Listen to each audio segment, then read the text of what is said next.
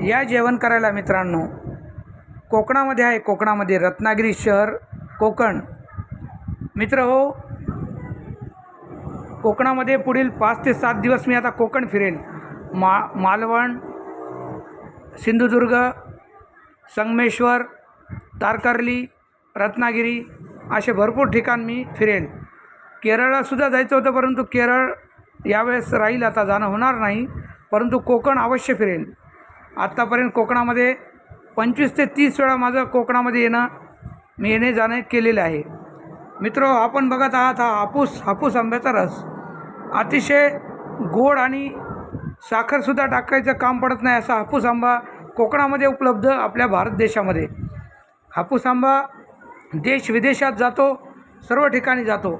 ह्या आंब्याचं वैशिष्ट्य म्हणजे याच्यात साखर टाकायचं कामच पडत नाही, एवढा गोड आंबा। हा वाटीभर रस आपणासाठी मी पाठवत आहे, अवश्य प्या।